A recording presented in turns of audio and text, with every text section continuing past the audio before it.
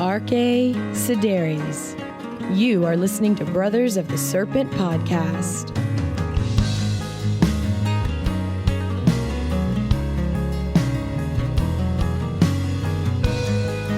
Welcome back, ladies and gentlemen, boys and girls, angels and demons, monsters and serpents, to Brothers of the Serpent podcast, coming to you not live from the 10 by 10 by 10 tangent cube of science, nestled amongst the dusty bones of an ancient seabed high atop the Edwards Plateau. This is episode 93 of the Brothers of the Serpent podcast, getting close to the old 10000. About to turn over that third...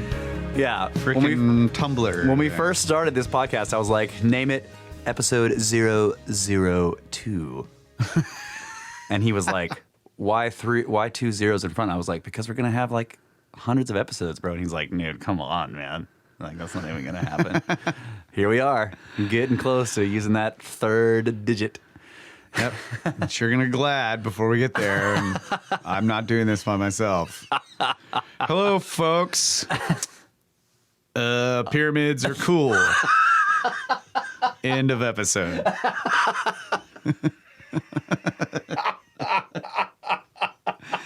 That would be a great episode. By the way, the sun is still burning. I'm going to look for ancient artifacts. All right. Without further ado, I'd like to introduce our good friend and longhead, Mr. Brett England, the Watcher from deep beneath his secret space station in secret outer space. How you doing, buddy? What's going on? Doing great, man. I could totally see that. Like, and the Watcher says that lots of other people think pyramids are cool too.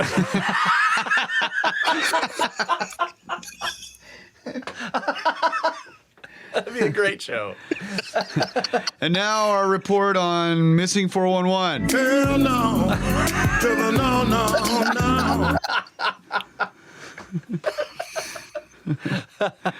All right, what you got for us today, Watcher? What's going on with you up there in space? So, as everyone knows, recently photographed first black hole. It's a big thing. Yeah. Did you take that picture? There is a petition circulating online. I'm not saying that I started it, but I'm not saying I didn't start it. And it's to name that black hole after Chris Cornell. So that's awesome. Heck yeah. Yeah. So sign it if you want to do something that's probably not going to make him name it after. Man, that would be really cool. Yeah. It would be really cool, though. I think that'd be awesome. Yeah. For those of you who don't know, it's because of Black Hole Sun, Chris Cornell. Yeah. Fantastic song. Yeah. Yep. Chris Cornell's freaking awesome. You guys check out Euphoria Morning. Oh, solo yeah, album. man. Euphoria Morning was fantastic. Really good. Really good stuff. I also really Ty's like... going to get mad at me for not mentioning all of the other Soundgarden albums that you guys should listen to. But also... he's out of the band. Audio Slave. Yeah. He's totally out of the band. So we don't care what he says. He was sending me Vox last night like, you guys are going to let me back in the band on this podcast, right? You guys... I'm going to see how long I can keep this going. I'm like, no, dude, I don't think you're getting back on the band on this podcast. You have yet to redeem yourself. All right. Not until you completely caught up. Yeah. Yeah. All right, without further ado, we have space weather news. A new sunspot is up in space. A new sunspot growing in the sun's northern hemisphere, provisionally numbered AR2739. The bipolar region has a magnetic polarity that identifies it as a member of old solar cycle 24. Old cycle sunspots rarely produce strong flares. The chance of flares remains low even as the sunspot number increases with the emergence of AR2739. Neutrons over the USA. Want to experience actual space weather? Just step on board an airplane. At typical cruising altitudes, cosmic rays from deep space penetrate the hulls of commercial jetliners, dosing passengers with levels of radiation comparable to dental X-rays. To measure this radiation, spaceweather.com and the students of Earth-to-Sky Calculus have been flying cosmic ray sensors on board airplanes for over 5 continents. Our latest results show something potentially interesting about the continental USA. On April 9th and 11th, we flew neutron bubble chambers, which I want some of those. Neutron bubble chambers over Portland, from Portland, Oregon to Washington, D.C. and back again. In the photo above, each bubble was created by a cosmic ray neutron. Wow. Isn't that cool? I'll put this on the show notes. It's basically looks like a little glass tube, and it has a clear liquid in it, and there are bubbles floating in it. And basically he's saying that each bubble was created by a cosmic ray neutron. Scriptards have claimed that the bubbles have caused time trust space weather news.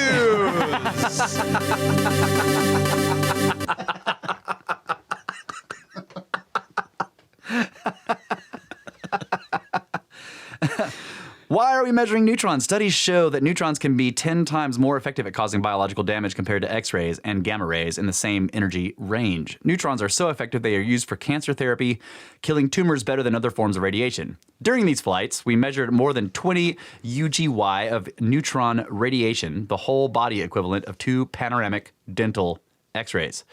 That is significant, but no worse than a trip to the dentist's office. The interesting thing is how these values compare to other places we've flown. Our neutron chambers have traveled more than 40,000 miles on 14 flights over North America, South America, Asia, Europe, Africa, all with typical altitudes near 35,000 feet. So far, neutron dose rates have been highest in one place, the continental U.S.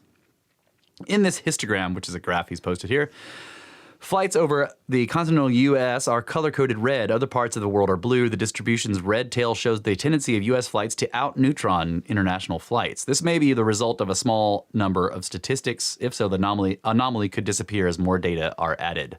Our neutron survey is continuing, so stay tuned.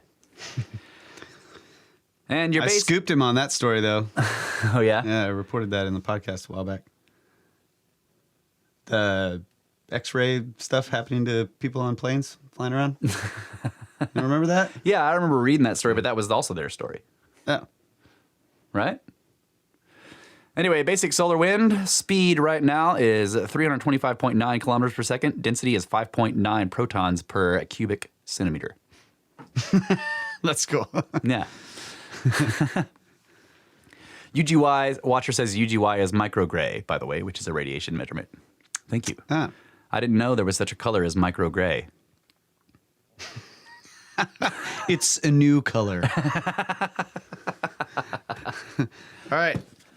Oh, yeah. We have a one-up box. I didn't bring my knife. Uh-oh. Someone sent us a... Oh, wait, this is from the Snake Uncle. Uncle Snake. Uncle John. Here, let me get a knife. All right. Kyle's fetching a knife. We have a box here. Sent to Snake Bros. Came in the mail. First package in the mail. We got to do like the Grimerica guys and get a post office box Yeah. so that you guys can't dox us, man. Or we get dox ourselves. Kyle is opening the box With something that is not a knife. This thing was made to cut metal. Oh, yeah. Here. All right. Kyle has handed me the box. I am opening the box. It's a book. Ha-ha! Dude. Russ and Kyle. This book was published by our local company here in Rochester. Thought you'd like it. I have not read it. My coworker Kelly gave it to me to pass on to you. It is called The Ancient Giants Who Ruled America, The Missing Skeletons, and the Great Smithsonian Cover-Up by Richard J. Dewhurst. Holy Heck crap. yes. Yes. Drawing on 400 years of newspaper articles and photos, first-person accounts, state historical records, and illustrated field reports, Richard J. Dewhurst reveals not only that North America was once ruled by an advanced race of giants, but also that the Smithsonian has actively been suppressing the physical evidence for nearly 150 years. He shows how thousands of giant skeletons have been unearthed at mound builder sites across the continent only to disappear from the historical record. He examines other concealed giant discoveries, such as the giant mummies found in Spirit Cave, Nevada, wrapped in fine textiles and dating to 8,000 BCE. The hundreds of red-haired bog mummies found at sinkhole cenotes on the west coast of Florida dating to 7,500 BCE, and the ruins of the giant cities with populations in excess of 100,000 in Arizona, Oklahoma, Alabama, and Louisiana. Dewhurst shows how this suppression began shortly after the Civil War and transformed into an outright cover-up in 1879 when Mayor John Wesley Powell was appointed Smithsonian director, launching a strict pro-evolution, pro-manifest destiny agenda. He also reveals the 1920s discovery on Catalina Island of a megalithic burial complex with 6,000 years of continuous burials and over 4,000 skeletons, including a succession of kings and queens, some more than 9 feet tall, the evidence for which is hidden in the restricted access evidence rooms at the Smithsonian. Holy smokes. Wow. Thanks, man. This is awesome. I'm definitely going to be reading this book. Sweet. Heck yeah. More. We'll, Watcher says he has been to Catalina Island. It will create a series of episodes on giants. That's right. All right. Thanks, Uncle John. Yeah, thank you. Anybody else who wants to send us awesome Snake stuff, Uncle. send it to us at our address. You can get it and send it there. It's going to be P.O. Box something sacred number. Right. For now, if anybody does want to send us trinkets or whatever, or books or anything else, you can find me on Twitter, send me a direct message, and I will give you the address to send it to. So we have a couple of user emails that I want to listener. Why do I say user? I don't understand this. Okay, the first one, You of were course, a moderator on freaking forums. That's right. The first one is from the Grand Watcher, called the Golden Calf. He says, 1, remember that the zodiac was the basic structure of ancient religions, and this is in response to the last episode, the first one about the Ark of the Covenant. Remember that the zodiac was the basic structure of ancient religions. The people made a gold calf because Taurus had been the god it was his age. Moses was upset because now Aries was in the sky as it was his age. Thus the blowings of the ram's horn. When Jesus came along, the stories were all about fishermen and feeding crowds with fish. And why did you wait until I typed all this out to make it obvious you freaking knew all this?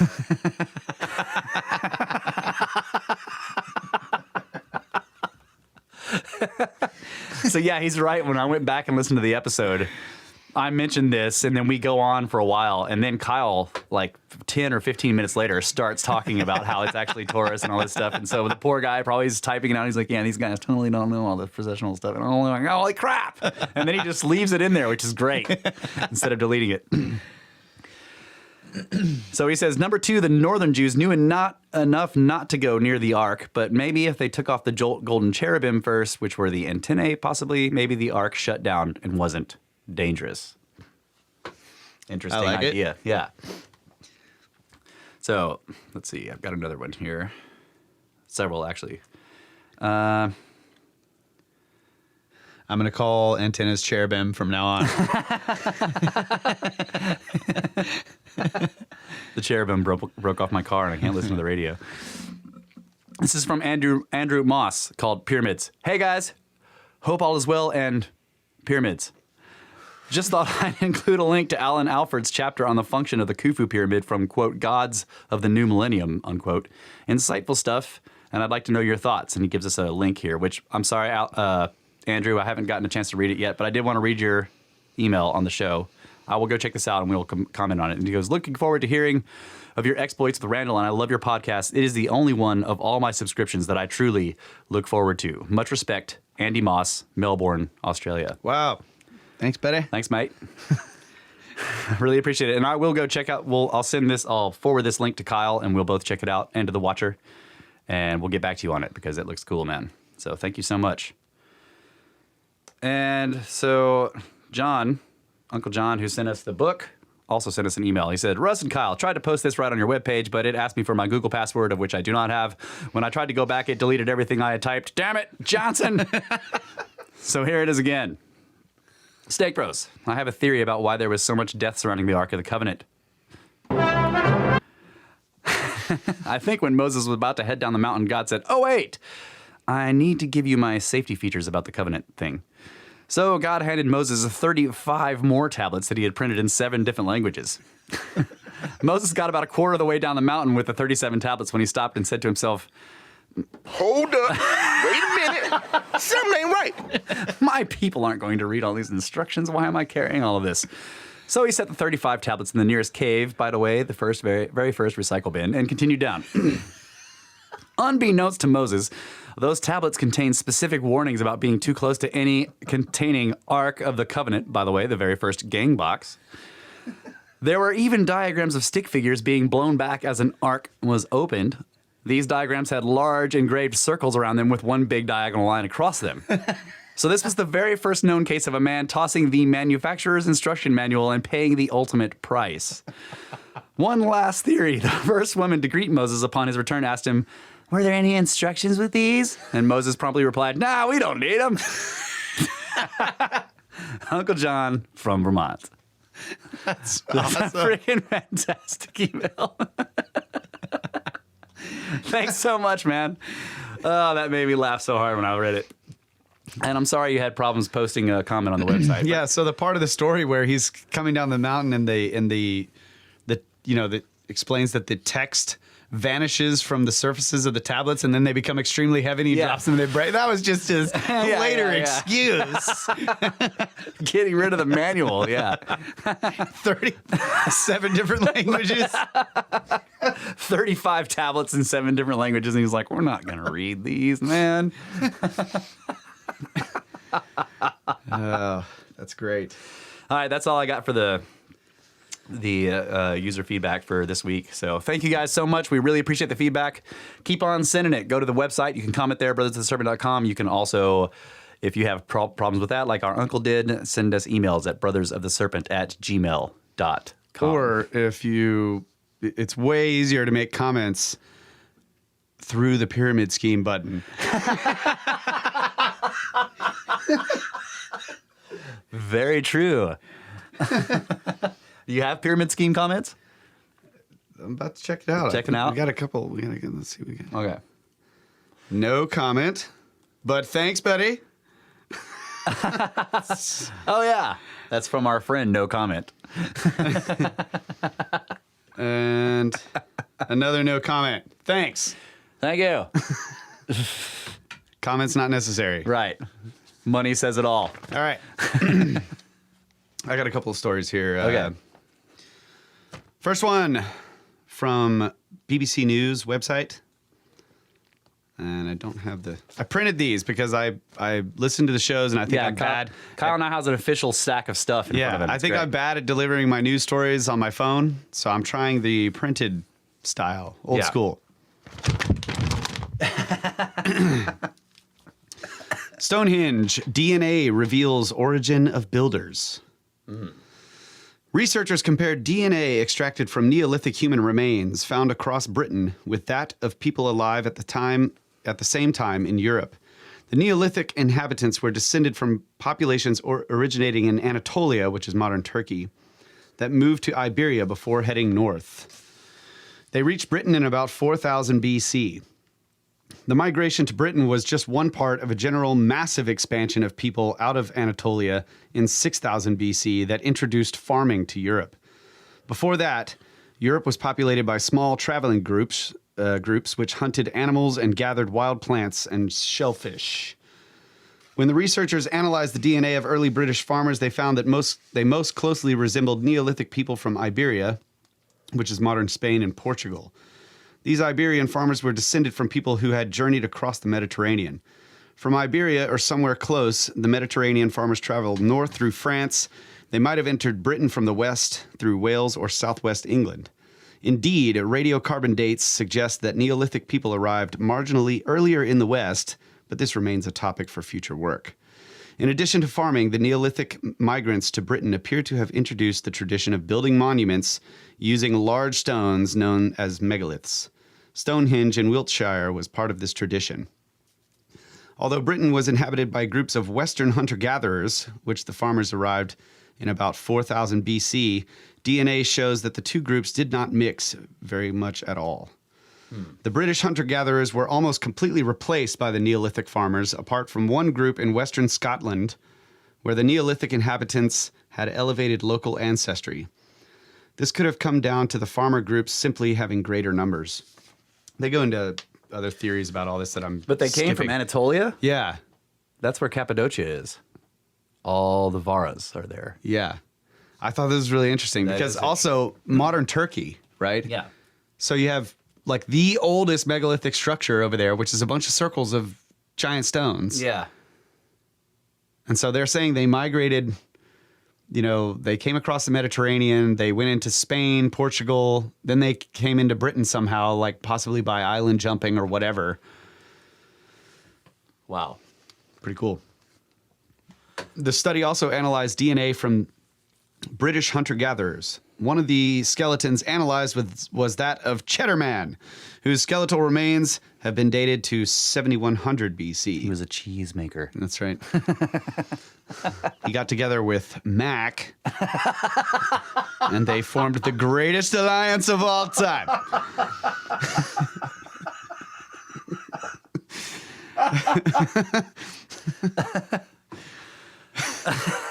DNA suggests that, like most other European hunter-gatherers of the time, he had dark skin combined with blue eyes. Genetic analysis shows that the Neolithic farmers, by contrast, were paler skinned with brown eyes and black or dark brown hair. Towards the end of the Neolithic, in about 2450 BC, the descendants of the first farmers were themselves almost entirely replaced when a new population called the Bell Beaker people migrated from mainland Europe. Bell Beaker? Bell Beaker. Yeah. Scientists. Bell Beaker. So Britain saw two extreme genetic shifts in the space of a few thousand years.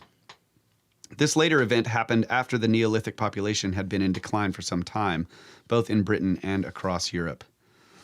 So, Wow. anyway, yeah. I'm just amazed. So they come they come out of Anatolia, which is where Cappadocia is, which is where all the gigantic underground stone cities are. That's where Darren QU and all those places in Turkey are. And then they start building megalithic monoliths out of stone. Yeah, so Anatolia is modern Turkey. Yeah.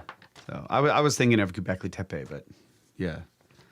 Still, same But deal. Anatolia, the region of Anatolia in Turkey is... That's where all the Varas are. Yeah. Like the Zoroastrianism. Yes, and the all that. Varas from Zoroastrian stuff. That's cool. Darren QU and yeah. Okay, Pretty cool. The Watcher says Bell Beaker culture or short beaker culture is an archaeological culture named after the inverted bell beaker drinking vessel used at the very beginning of the European Bronze Age. So clearly they were chemists. Yeah. Yeah.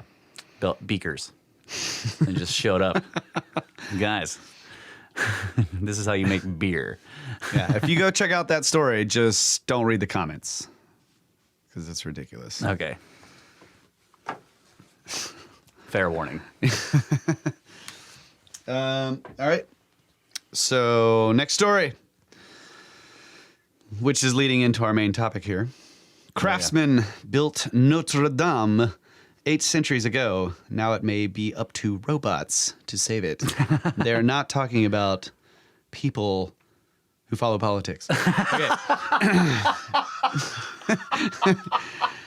As the first images of charred... Whoa. All right, so keep going.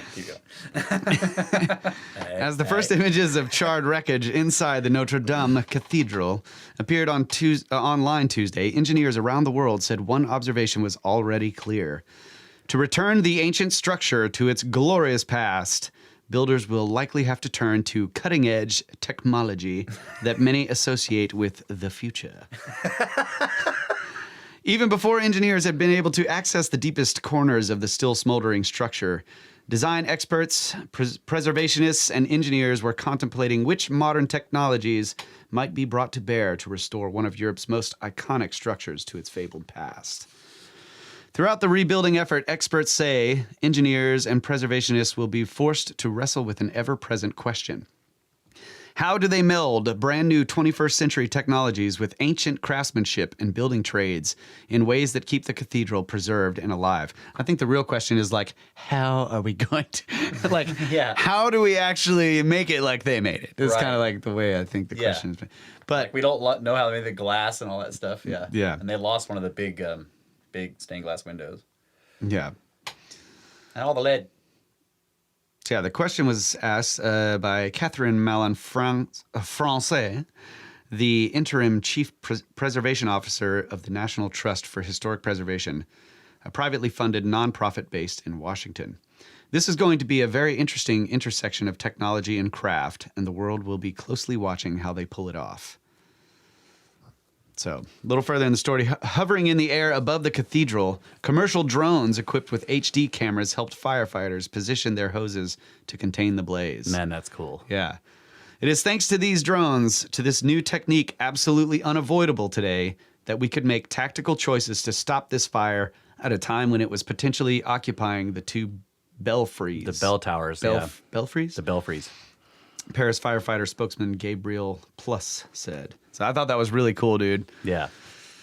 They're like watching, they're using the drones to see where the water's going. They're firing, or shooting the water from the ground. Like, how do you know if you're hitting it, where it's important? Right. So that's and they were also they were doing their best to, at least as far as I could tell, they were doing their best to avoid as much as possible spraying the actual stone with cold water because it would cause it to fracture. Yeah. So they were wanting to hit the wood, but not the stone that was near the blaze in order to keep the stone from fracturing as much as possible. Although, of course, heat can fracture stone by itself, but you'd know if you're going to hit it with freezing cold water when it's already been heated up that it's going to start splitting and popping. Yeah. So they're going to have to GPR everything to find out where the fractures are. But I went to the sciarc.org website, and they did do massive, enormous, high-definition LiDAR of Notre Dame before this happened, so I'm going to get to that. Oh, okay. Sorry. In the crucial months ahead, experts say some of that same technology will likely be used to return the 13th century cathedral to a place that last year drew 12 million visitors. Wow. One way to start, the experts said, will be to bring in other drones to survey locations inside the vast cathedral that are too dangerous or damaged for engineers to reach. Drones can be equipped with sensors, such as small cameras and laser scanners, that will allow engineers to document fire damage and create highly accurate three-dimensional visions of specific locations inside the church. Visions? Holy shit, I could see it! Oh. Other sensors may be able to peer inside the church's walls like an X-ray and estimate the mineralogical properties and the degree of stress the structure is under. Another method for testing the cathedral's integrity could involve climbing robots to inspect and repair steel bridges. It's possible that much of the 3D mapping work engineers will be called upon to consult already exists. In 2015, Andrew Tallon, an associate professor of art at Vassar College, who died last year from brain cancer, told National Geographic that he'd completed a comprehensive laser scan of the entire cathedral. Yeah. So that's probably what you're talking about, right? Yeah. Experts said Talon's digital techniques could provide crucial information for any rebuilding effort. There's only one problem. It's not entirely clear where Talon's scans, which could be stored on a single hard drive, are currently located, according to The Atlantic. So, video games. A popular video game could also provide another source of digital information about the Notre Dame. In a 2014 article in the Verge Caroline Musée, an artist who worked on the video game Assassin's Creed said she devoted 2 years to creating a model of the church that captured the inside and outside of the building. Have you seen it? Yeah. Beautiful. Yeah. The ancient buildings in Assassin's Creed were always extremely well done. Yeah. So, thanks to video games, if we can't find that other guy's LiDAR scans... Yeah, well, and LiDAR scans don't show you the artwork and the designs and everything like that. She probably put like an Easter egg in there, and they'll put it in the building. What is that shiny thing in the wall right there? Oh, that's from Assassin's Creed, the model of which we used to rebuild the thing. If you climb up there, you can solve the puzzle and figure out where the Templars are. So yeah, that's the basic gist of that.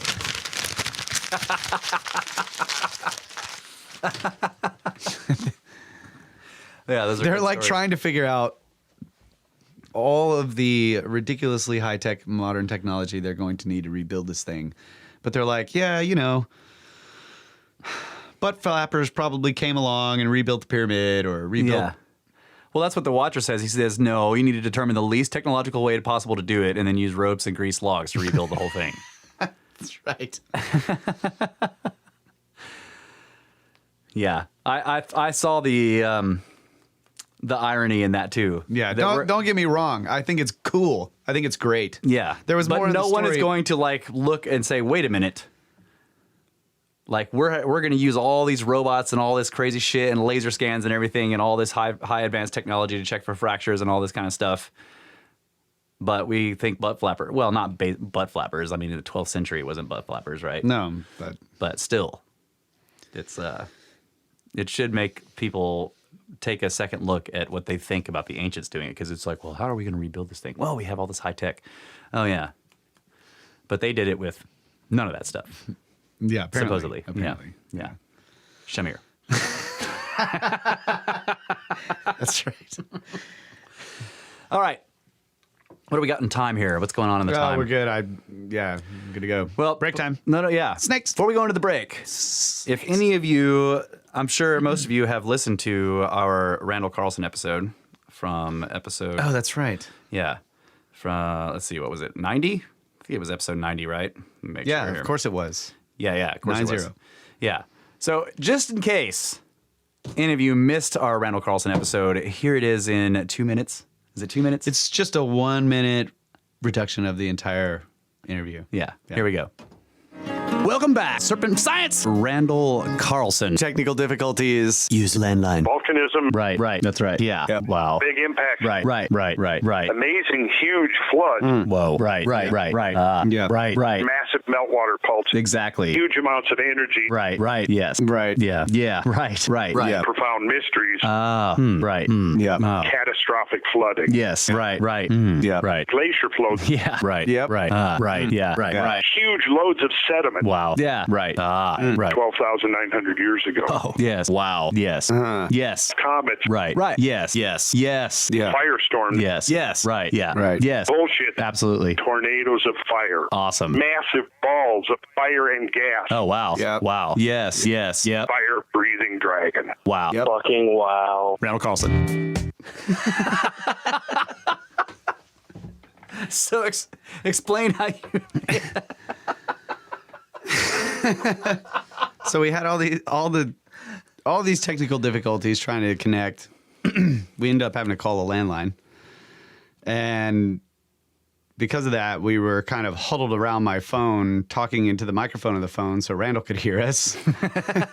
So we were adjusting our microphones and everything, and like bumping into each other and all this. So there was all this noise in the studio while Randall would be talking of us trying to fix stuff and adjust the microphones. So after all that, and some of them were pretty loud and disturbing. So we had posted the show, and then Russ pointed them out. So I went back and just ended up cutting out all the silence of What was supposed to be silence. what should have been silent on our mics when we weren't talking. And I found in doing this that there's basically long periods of time where all we're doing is saying, right, Yeah. right, Wow. right. We must have said right so many times. So I just got this idea as I was going through editing it that I was like, man, I'm going to just pile all these rights and yas and wows together and then just like throw like these phrases that Randall says in the middle of them. And Russ is listening to the episode and skipping through and finding the phrases that we need. And I'm like sticking them in there. And it's like, So yeah, it's just a recap of basically what we talked about. Yeah. We made it for our own personal enjoyment, and then we were just like, we got to put this on the show. Maybe it's too soon. We'll wait. And so here we are at episode 93. But you can tell we're totally fanboys. I mean, it's like he said giant catastrophes. Right. Yeah. Wow. Awesome. It's freaking, All right. it's hilarious. Now that we've done that, and I will actually I'll post that by itself in the feed for anybody, so you can look for it in the feed. It'll just be Randall Carlson in 2 minutes or something like that. And now we're going to take a break. 1 minute. Okay, Randall Carlson in 1 minute. Yeah. Now you're ready to listen to all the content we have and stuff. So we're going to take a break, and we'll come back and continue with the Sign of the Seal Part 2, Ark of the Covenant. Snakes.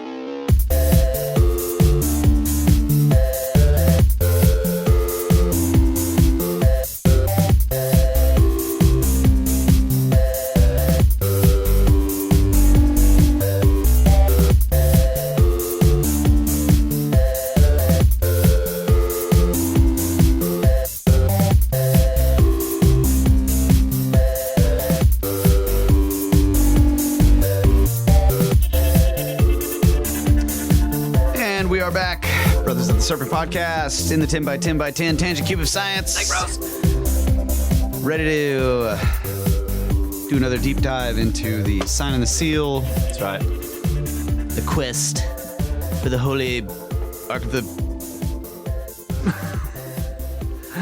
Grail.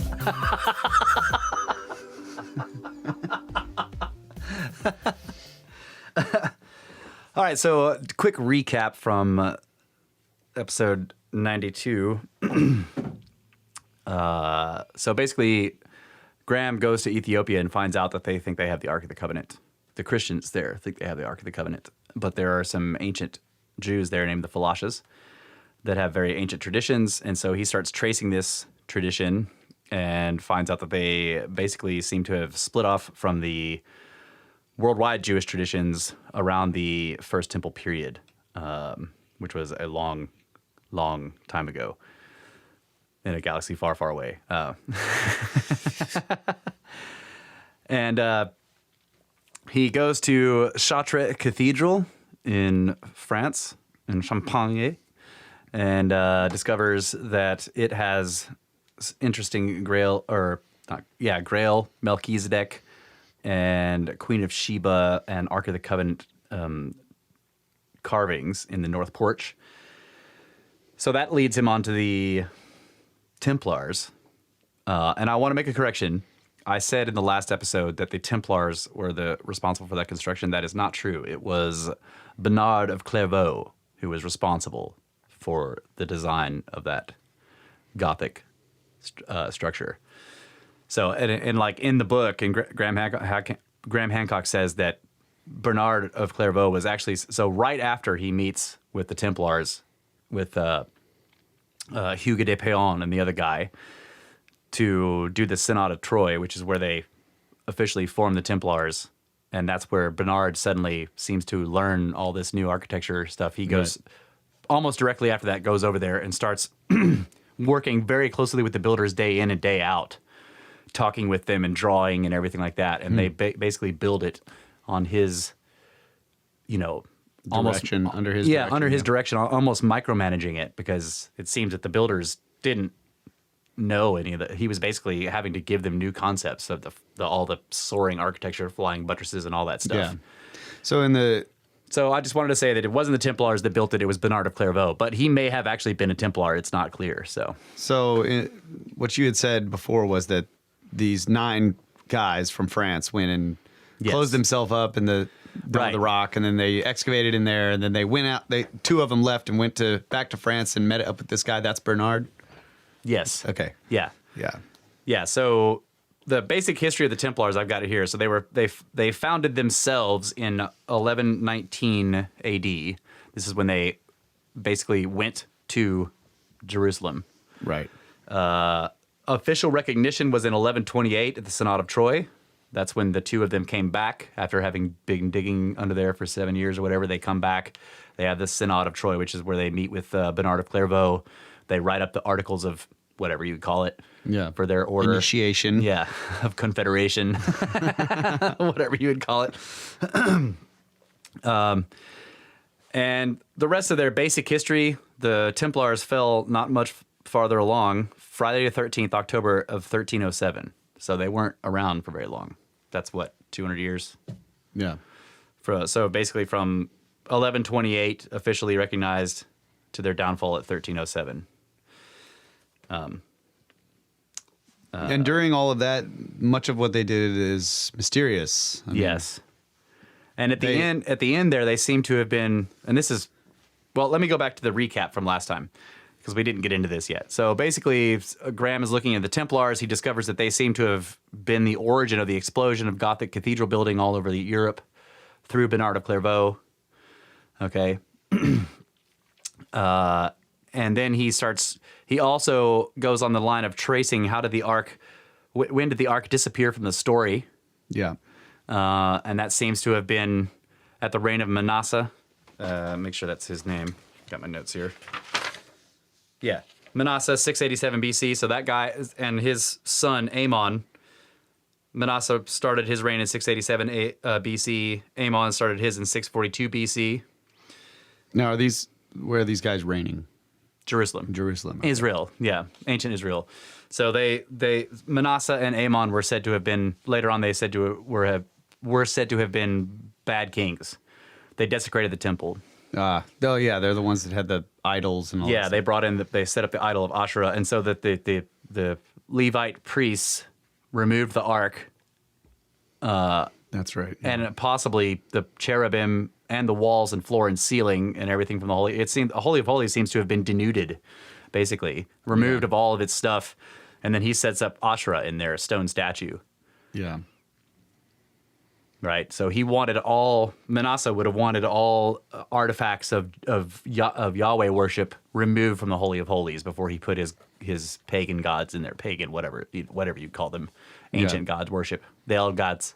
Yeah, the old gods. Ashra sounds very Sumerian. Yeah, Asherah is Inanna. Yeah. Yeah, Ishtar. Yeah. The serpent crown of Ishtar is that what the archaeologists or art historians, whatever they call the stacks of the horns. long head horns that they actually. Yeah, I'm like, it's not a crown and it's not serpents. They have long heads in their horns, but they're like, oh, yeah, it's the serpent crown of Ishtar. I'm like, no, it's not. It's their fucking head. So that's when the ark seems to disappear from the story. So then we went through all the stuff with Moses and, that he was an Egyptian prince, basically, that was steeped in their traditions, that he was probably, since he was considered an heir to the throne, was probably an extremely powerful sorcerer / magician / whatever you would call him, a mage, right? Able to do all the stuff that previous traditions in Egypt had said that they could do, like calling in plagues, healing of wounds, doing crazy things with water, like moving it out of the way so that you could fish. Yeah. Kyle. Plus more. Plus more. Skip a bit, brother. And then he orders the construction of the ark based on Egyptian traditions again. We talked about how in Tutankhamun's tomb, when Carter opened it, that he found basically an ark built on the same exact dimensions, acacia wood, plated in gold inside and out, but it actually had nested boxes all inside of it, getting smaller and smaller and smaller, all set inside. So when you look at it, it's just one box, but you open it, there's another one in there. You open that one, there's another one inside that, so on and so forth, like a capacitor. And we talked about Moses going up onto the mountain, and this was a place that he seemed to have spent a lot of time at. There was actually an ancient Egyptian temple there, and they seem to have been involved in mining of metallurgy. Yeah, and in the Legends of the Jews, which I've been researching since the last episode, it states that God led him when he came up to get the second set of tablets. Yeah. God led him to a diamond quarry. Ooh, wow. Where he showed him the stones that were basically pure diamond. Holy crap. Which he cut the Ten Commandments into, and he gave Moses all of the etching stones that came out of the diamond, the chips, and made him extremely wealthy. Oh man, I wish God would lead me to a diamond mine.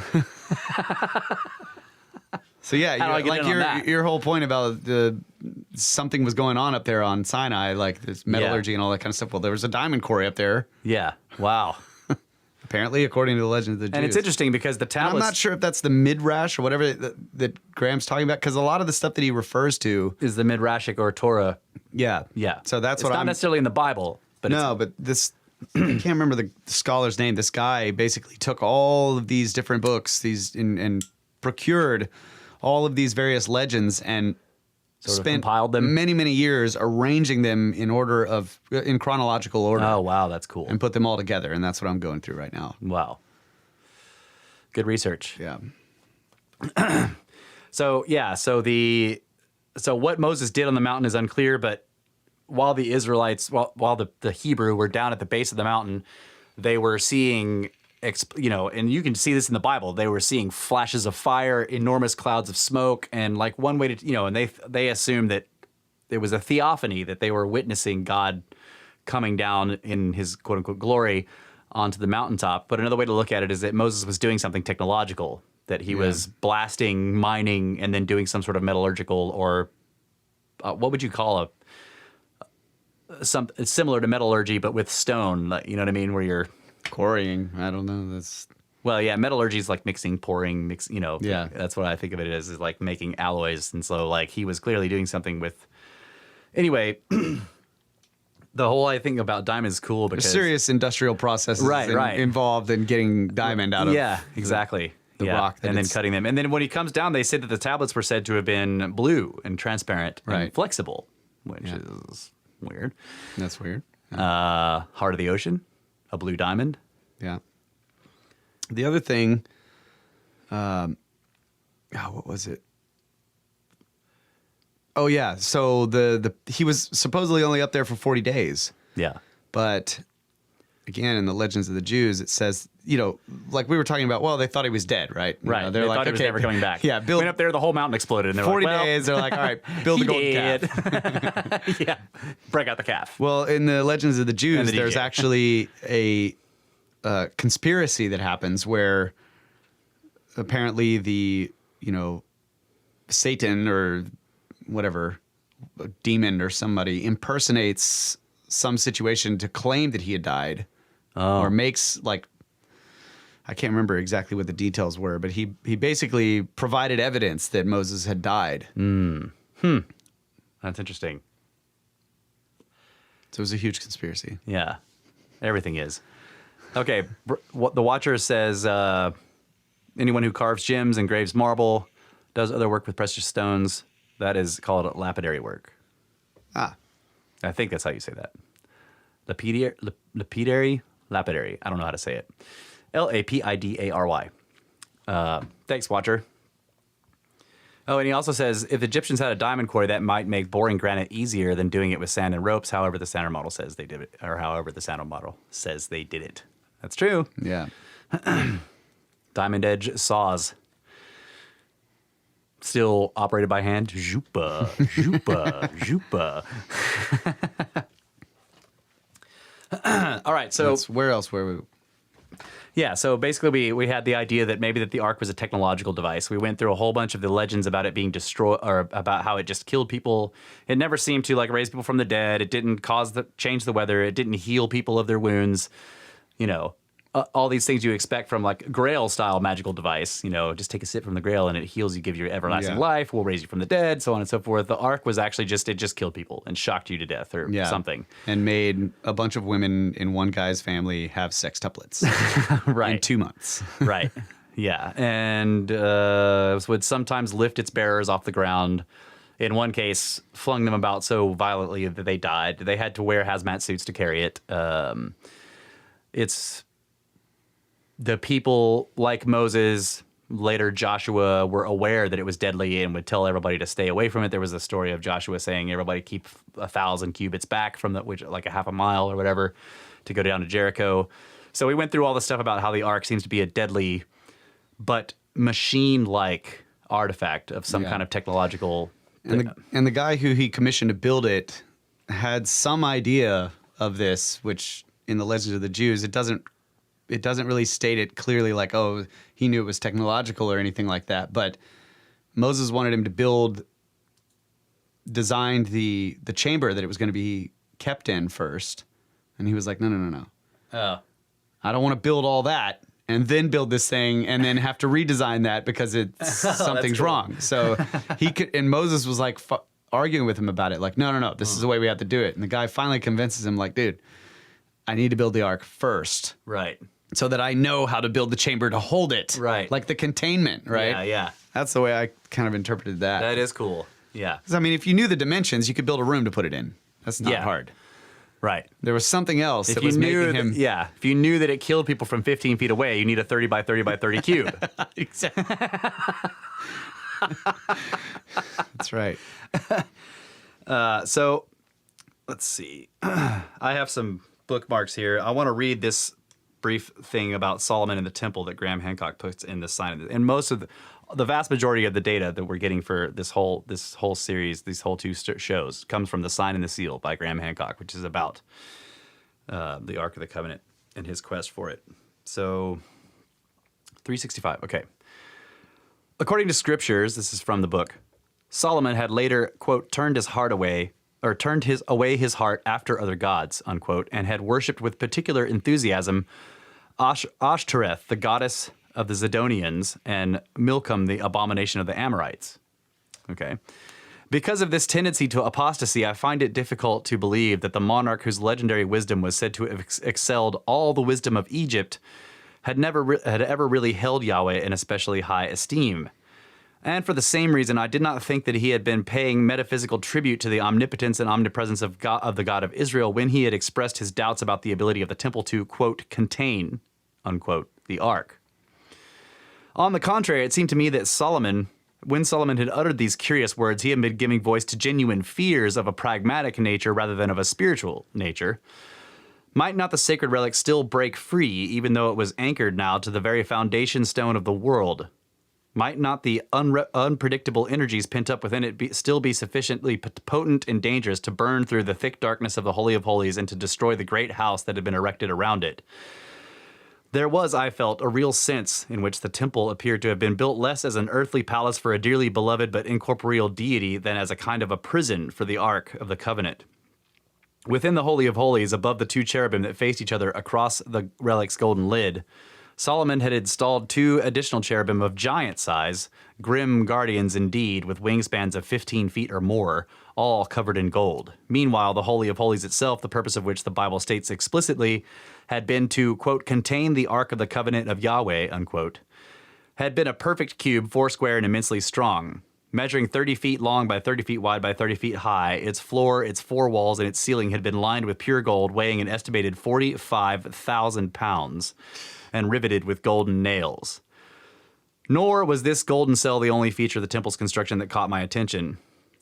At least as interesting was the pedigree of the craftsman, a foreigner who had been called in to complete all the other metalwork that Solomon had required, and that is Hiram, which we talked about before. Hiram of Tyre, who was the guy who made the pillars. Joachim and Boaz. Yeah. So we talked about those pillars and how in the Masonic legends they were said to be hollow. They were made of bronze. They were enormous, 18 cubits tall. And if you take a rope 12 cubits long and you wrapped it around, that would show you the circumference of the pillars. Those are pretty fat pillars. Yeah. 3 cubits on a side. Yeah. So you think about, and then it says that they were hollow and they were full of ancient texts, scrolls, documents, blueprints, secrets, and history. Possibly the design for the shamir. Yes. And the shamir itself, the design for it, and the history of its properties is how it was put. Yeah. So another... But think about the size of those containers and how much text or whatever you could contain in them. So the things that were never... So we went through the... I'm sorry, go ahead. What were you... I was just going to make a correction on the Shamir story with Solomon. I mixed up 2 different stories. Oh, okay. So the story where he goes to the eagle, and then the eagle tells him, "Oh, go to my older brother." Is that where he's looking for the ring? No, oh, okay. he was just... He had met this eagle that told him about this temple or some oh no, what they found this structure in the desert, right, half buried in sand, and he asked this eagle about, like, they couldn't find the door. They're searching all around it, they can't find the door. Right. So I started thinking, okay, this is the freaking pyramid, right? Yeah. They couldn't find the door, and he asked this eagle who's like, 900 years old or something, where the door is, and the eagle's like, yeah, my brother, you have to talk to him. He's like 1,000 years old or 1,300 years old or something. And so he goes to that guy and he asks him, and he sends him to his even older brother. He's the oldest freaking eagle ever Yeah, I always like, why doesn't the first guy send him to the oldest brother? Like, There's some interesting. yeah. So the older one tells him that that this thing was built like way before his time, but he thinks that there was possibly a door on the western side. And then they go around and the western side's like covered in sand and they have to excavate or whatever, and they find this iron door is what they called it. Wow. And they get in, and then they find all of this stuff, this writing that tells them how to get into all the other chambers inside this place. Oh, man. Wow. And so they go through this whole building, like, and they find these people basically. Like, I kind of feel like this part of the story is a little weird, but the message from the people who had built the temple was that same message about the hubris that ended up taking them down. And that they were all starving and they were the greatest people ever, blah, blah, blah. And then things started to go bad and the water dried up, and then they started grinding. They were starving and they started grinding pearls into dust to try to eat. And it just wasn't, it was like really That's strange interesting. about how they basically, climate change did them in or something. Yeah. Wow. But later, so when Solomon actually is seeking the Shamir, that's when he gets Asmodeus, the leader, king of the demons. Yeah. Basically, he gets the ring and he summons Asmodeus, and Asmodeus is the one who knows where the Shamir is and procures the Shamir for him. Oh, wow. And then he's, because he was looking for a way to build the temple without metal tools and stuff. Yeah. Okay, the Watcher says Hiram of Tyre was a Phoenician king, so the temple metal was crafted by Phoenician craftsmen from Lebanon. Phoenicians. Aren't they the ones that have They were the like the earliest form of our alphabet? well, they were also the sea peoples. The Phoenicians were great seafarers. Yeah. And Lebanon, of course, is where Baalbek is. So Okay, so here, Asmodeus told Solomon that the Shamir was given by God to the angel of the sea, and that angel entrusted none with the Shamir except the moorhen, which I looked up. This is a black duck-like bird with a red beak. Huh. And I couldn't find any symbolism about the moorhen. But anyway, the angel of the sea entrusted none with the Shamir except the moorhen, which had taken an oath to watch the Shamir carefully. The moorhen takes the Shamir with her to the mountains which are not inhabited by men, splits them by means of the Shamir, and injects seeds which grow and cover the naked rocks, and then they can be inhabited. Solomon sent one of his servants to seek the nest of the bird and lay a piece of glass over it. When the moorhen came and could not reach her young, she flew away and fetched the Shamir and placed it on the glass. Then the man shouted, and so terrified the bird that she dropped the Shamir and flew away. By this means the man obtained possession of the coveted Shamir and bore it to Solomon. But the moorhen was so distressed at having broken her oath to the angel of the sea that she committed suicide. wow. I wonder if the bird thing is an allegory to like one of the Egyptian animal-headed goddesses or something. Maybe so. Tricky. Yeah, lots of tricks. Yeah. Yeah, so that was moorhen symbolism, like, Yeah. Yeah, if you guys figure it out, let and us I was know. like, duck, duck, go, come on. You're like, ugh.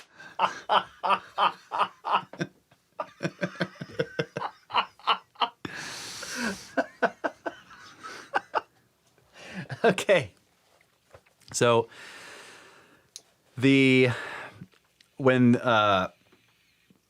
Nebuchadnezzar and the Babylonians invaded Israel, Canaan, and went all the way into Jerusalem and raided the temple, burned it down, and took all the stuff out of it, they don't seem to have taken the ark or the giant cherubim or the big pillars or the walls, floor, ceiling, and nails of the Holy of Holies.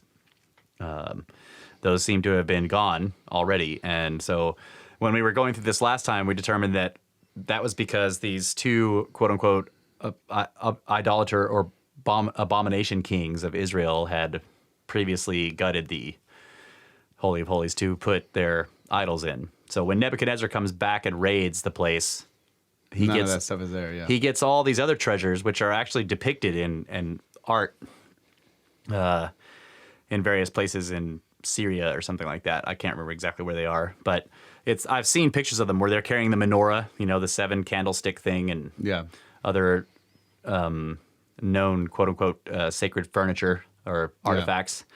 But the ark is like conspicuously absent. Right. So we had gone from there to Graham Hancock trying to track so he's like, okay, so it disappears before then from the story. But the problem is when he was looking at the Kabrana Gast, which is the book of Ethiopian legends that talks about the ark coming to Ethiopia by way of Menelik, right? So Queen of Sheba hears about Solomon, travels to Jerusalem to meet Solomon. They conceive a child. She finds out she's pregnant 12 weeks later. She comes back. She conceives Menelik, whose name means son of the wise man. When he becomes of age, 18 or 20, he goes back to meet Solomon. Solomon loves him. They hang out. Solomon's showing him all of his secrets in his libraries and all this kind of stuff. And the other patriarchs of Israel get upset that Solomon is treating him with such favor. They demand that he goes home. Solomon, being the extremely fair guy that he is, like, we'll cut the baby in half to give it to you. He says, fine, I'll send him home as long as all of your firstborn sons go with him as his, go with him as friends or whatever. They agree to this. Menelik and these guys leave, and they're coming back to Ethiopia by following the Nile. And when they get part of the way, they get into Egypt or something. The 2 of the other boys, the firstborns of Israel's patriarchs, say, by the way, Menelik, we stole the Ark of the Covenant. And he's like, oh, cool. Yeah. Well, if God allowed you to steal it, then it must have been meant to be. Right. So let's keep going. Let's keep on going, guys. Woohoo! So they bring the Ark back. That's the story in the Kabrana Gast, which is the Ethiopian legend.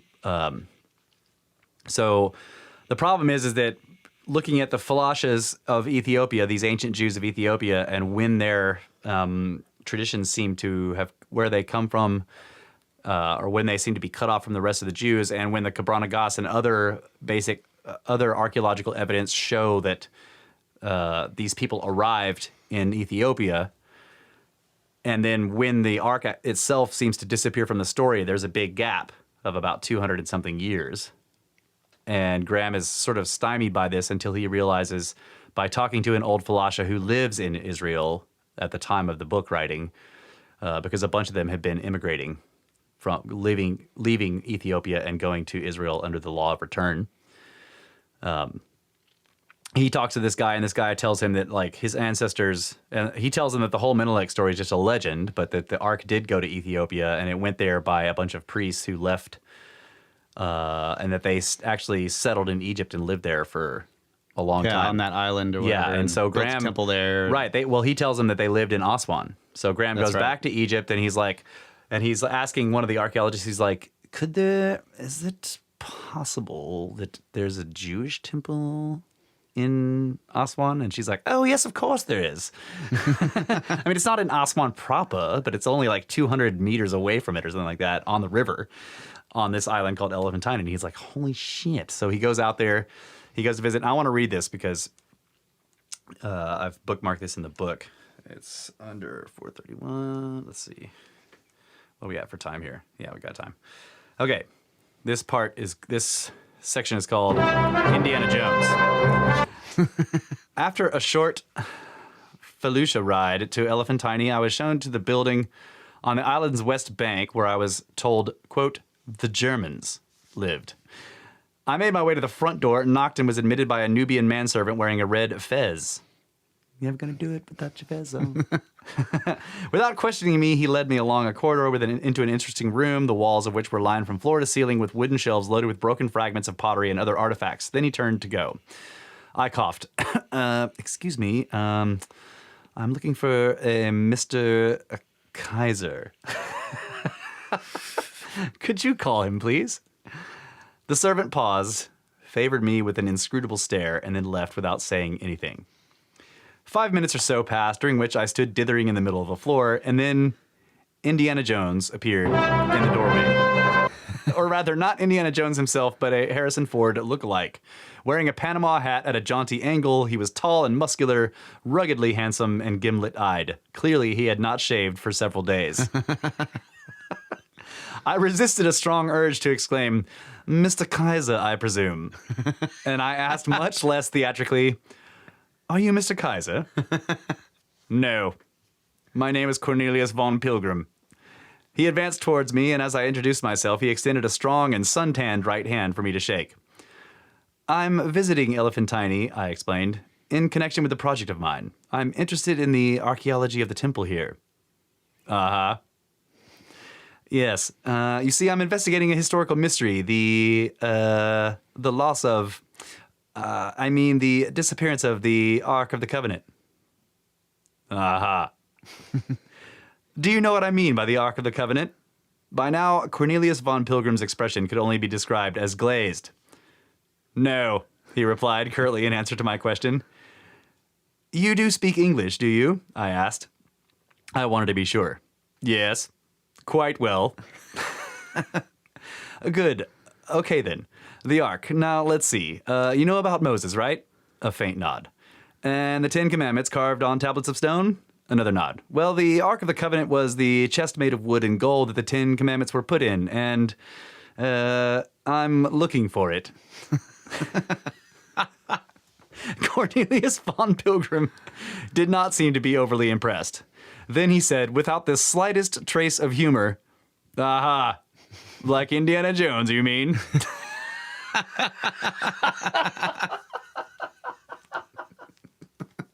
That is a great... I freaking love that section of the story. Anyway, the guy they become much more friendly, and the guy opens up to him and explains what they're doing there, and that there is a temple there, and he takes him up to show him the sights and everything. So, but that interaction was just classic. "No." "You do speak English, don't you?" "Yes, quite well."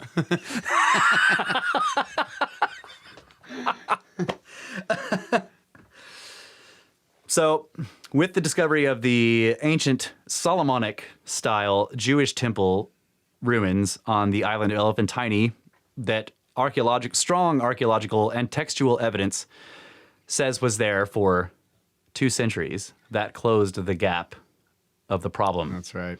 Okay, so that's about it for the recap, except for one other thing, which we will get back to when we come back after this break. Snakes.